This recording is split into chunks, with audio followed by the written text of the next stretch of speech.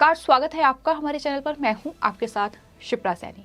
उत्तर प्रदेश में सत्ता में वापसी करते ही योगी आदित्यनाथ का बुलडोजर एक बार फिर अपराधियों, गैंगस्टरों और माफियाओं में खौफ पैदा कर रहा है और इसी कड़ी में उत्तर प्रदेश के बहराइच में भी अब योगी आदित्यनाथ का बुलडोजर चला है। दरअसल अवैध जमीनों पर जो कब्जा करके रखा हुआ है उस पर ये बुलडोजर से कार्रवाई लगातार जारी है और इसी कड़ी में बहराइच के फकरपुर थाना क्षेत्र के अजीजपुर गांव में खलियान और मदरसे पर ये बुलडोजर चला है। आपको बताया ये जा रहा है कि दरअसल जमीन पर अवैध कब्जा करके रखा हुआ था, जिस पर पक्के मकान बनाए गए थे और सिर्फ इतना ही नहीं, मदरसे का निर्माण भी किया गया था और उसी कड़ी में ये बड़ी कार्रवाई हुई है। हम लगातार देख रहे हैं कि उत्तर प्रदेश में चुनावी नतीजे आने के ठीक बाद से लगातार उत्तर प्रदेश में बुलडोजर कार्य कर रहा है। लगातार अवैध कब्जे जिन जमीनों पर कर रखे हैं उन पर बुलडोजर चल रहा है। फिर चाहे बात मेरठ की जाए या फिर आगरा की जाए, जहां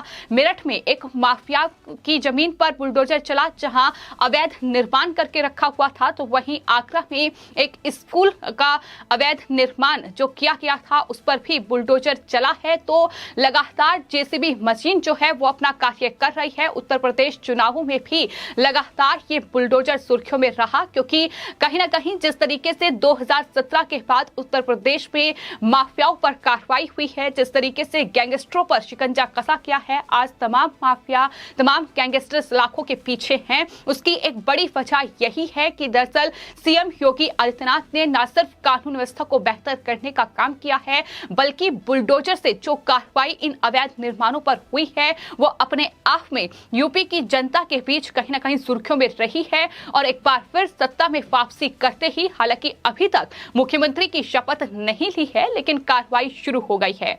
आपको बता दें, बहराइच के गांव अजीजपुर में कब्रिस्तान और खेतों की जमीन पर कुछ लोगों ने कब्जा करके रखा हुआ था। साथ ही खेत की जमीन पर पक्के मकान के साथ साथ मदरसे का निर्माण भी किया गया था और कब्रिस्तान और खेत की जमीन पर अवैध अतिक्रमण को लेकर एक पक्ष की ओर से दरअसल इलाहाबाद हाई कोर्ट में एक याचिका दायर की गई थी। जब इस पूरे मामले पर सुनवाई हुई तो इलाहाबाद हाई कोर्ट की ओर से ये निर्देश इस पूरे मामले में दिए गए थे कि इस अवैध कब्जे को ध्वस्त किया जाए। पुलिस को ये निर्देश दिए गए थे, जिसके बाद अब ये बड़ी कार्रवाई अजीजपुर गांव में हुई है। हाई कोर्ट ने इस मामले में पुलिस को कब्जा हटाने का निर्देश दिया था। साथ ही आपको ये भी बता दें कि अजीजपुर गाँव में जो तहसील आती है वहाँ दरअसल कोर्ट ने पहले ही केसरगंज ने 1580 का आदेश करीब एक साल पहले ही दे दिया था, यानी इस अवैध निर्माण को हटाया जाए ये आदेश पहले ही जारी हो चुका था। राजस्व कर्मियों ने वहां नोटिस भी चस्पा कर दिया था, लेकिन इसके बावजूद भी वहां लोगों ने अतिक्रमण नहीं हटाया, जिसके बाद ये बड़ी कार्रवाई हुई है। तो जाहिर तौर पर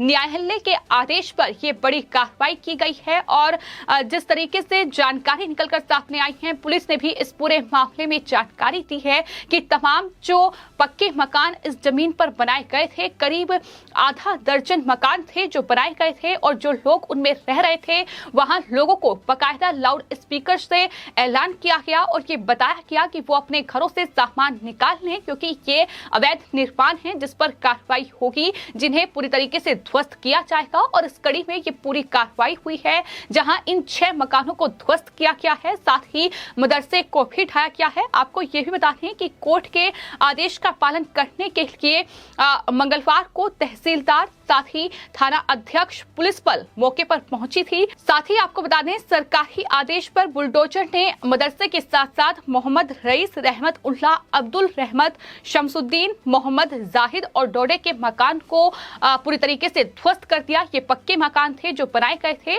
तो अवैध कब्जों पर लगातार बुलडोजर चल रहा है, ये कार्रवाई लगातार जारी है और चुनावों के दौरान ही उत्तर प्रदेश के मुख्यमंत्री योगी आदित्यनाथ ने चेतावनी जारी की थी। उन्होंने कहा था कि एक बार फिर उत्तर प्रदेश में बुलडोजर चलेगा। आगरा में एक चुनावी रैली को संबोधित करते हुए योगी आदित्यनाथ की ओर से ये बयान दिया गया था कि एक बार फिर बुलडोजर चलकर रहेगा। आगरा में जिस तरीके से अवैध निर्माण किया गया है वहां उन्होंने बुलडोजर चलाने की बात कही थी, लेकिन हम देख रहे हैं कि उत्तर प्रदेश में अलग अलग जगहों पर जहां अवैध निर्माण किया गया है, जहां माफियाओं ने गरीबों की भूमि पर कब्जा करके अपनी बिल्डिंग बनाई हुई है, अपनी फैक्ट्रियां बनाई हुई हैं, कारखाने बनाए हुए हैं। सिर्फ इतना ही नहीं, अवैध तरीके से कब्जा करके रखा हुआ है। उन तमाम जमीनों को अब मुक्त कराने के लिए ये बड़ा अभियान उत्तर प्रदेश में चलाया जा रहा है, जिसमें गरीबों को उनकी भूमि वापस लौटाई जा रही है जिस पर कब्जा करके रखा हुआ था।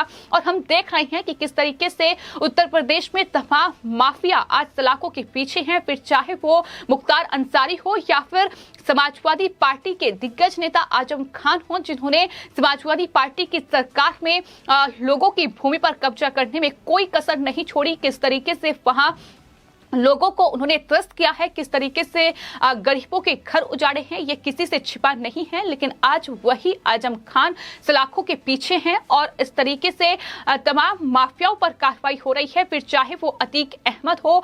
तो ये तमाम नाम हैं जो एक के बाद एक सामने आए और तमाम लोगों पर कार्रवाई हुई है। उत्तर प्रदेश में फिलहाल कानून व्यवस्था को बेहतर करने के लिए सीएम योगी आदित्यनाथ लगातार कोशिश कर रहे हैं कि कानून व्यवस्था को बेहतर किया जाए। और जिस तरीके से हमने देखा कि चुनावों के दौरान कहीं ना कहीं लॉ एंड ऑर्डर की सिचुएशन बिगाड़ने की कोशिश भी की गई, समाजवादी पार्टी के तमाम दागी नेताओं को टिकट बांटे गए और उन दागी नेताओं के कार्यकर्ताओं ने लोगों को डराने और धमकाने का काम किया।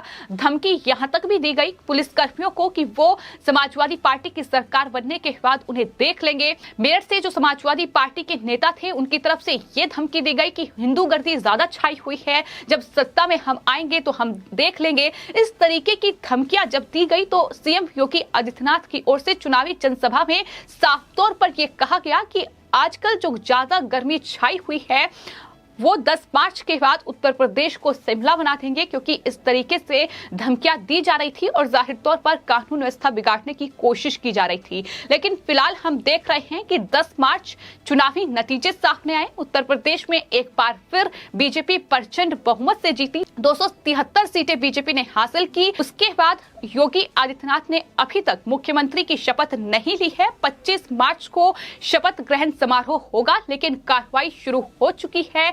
कार्रवाई गैंगस्टरों पर हो रही है, अपराधियों पर हो रही है।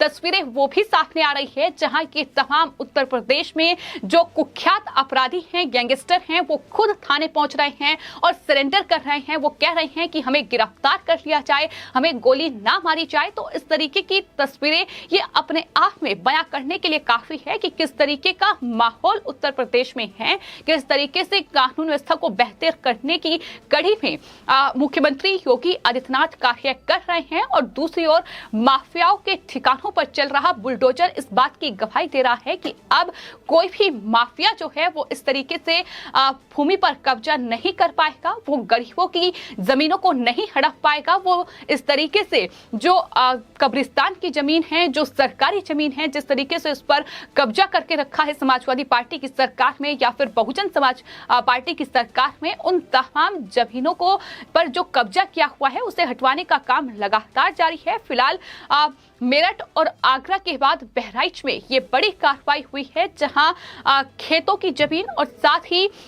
कब्रिस्तान की जमीन पर जो अवैध कब्जा करके जिन पक्के मकानों को बनाया गया था और वहां मदरसा का भी निर्माण किया गया था, उस पर बुलडोजर चला है, पूरी तरीके से उसे ध्वस्त कर दिया गया है। तो ये बड़ी कार्रवाई है जो उत्तर प्रदेश में देखने को मिली है। हालांकि न्यायालय के आदेश पर यह कार्रवाई की गई है। ये साफ तौर पर वहां के जो थाना अध्यक्ष हैं, वहां के जो आला अधिकारी हैं, उनकी तरफ से ये जानकारी दी गई है। और आपको बता दें, इससे पहले दरअसल मेरठ पुलिस ने 15 मार्च को बड़ी कार्रवाई की थी। पुलिस की कस्टडी से फरार 2.5 लाख के जो इनामी बदमाश था बदन सिंह बद्दो और उनके सहयोगी द्वारा जो अवैध तरीके से जमीन पर कब्जा करके उस पर मार्केट बनाई गई थी, उस पर फैक्ट्री का निर्माण किया गया था, उस पर भी बड़ी कार्रवाई की थी और उस जमीन को कब्जा मुक्त कराया गया था।